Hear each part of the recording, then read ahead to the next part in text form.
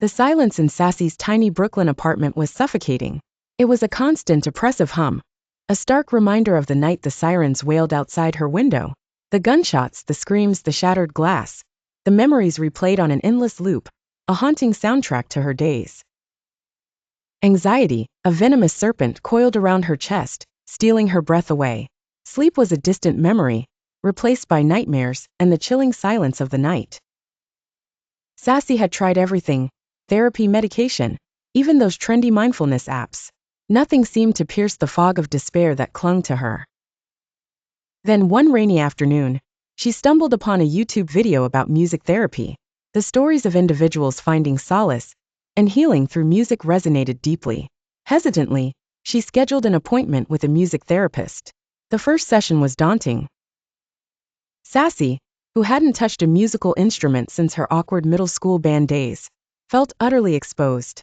But as she began to explore sounds, to experiment with simple rhythms on the provided drum pads, something shifted within her. The therapist, a cool dude with a calming demeanor, encouraged her to express her emotions through music. Anger, grief, fear. Each emotion found its voice in the raw, unfiltered sounds. Sometimes it was a cacophony, a chaotic storm of beats. Other times, it was a fragile melody, a whisper of hope emerging from the darkness. Gradually, the silence began to recede. The music filled the void, a comforting presence that soothed her frayed nerves. The rhythmic patterns helped regulate her breathing, calming the racing of her heart. During the sessions, Sassy felt a sense of freedom, a release from the grip of trauma. One day, the therapist suggested guided music imagery. As Sassy listened to a hip-hop beat with ambient sounds, she was guided to visualize a safe, peaceful place.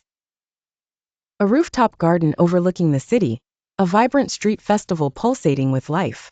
With each beat, she felt herself slipping away from the trauma, finding refuge in the vibrant images. The journey was not without its challenges. There were days when the music felt like a painful reminder of her suffering. But with the therapist's support and her own unwavering determination, Sassy continued to explore the healing power of music. Slowly, tentatively, she began to feel a flicker of joy, a spark of hope. The nightmares subsided, replaced by peaceful dreams. The silence in her apartment was no longer deafening. It was a canvas for creativity, a space for healing. Music had become her lifeline, a bridge connecting her to the city, to herself. It had taught her that even in the darkest of times, there is always the possibility of healing, the possibility of finding a rhythm within the silence.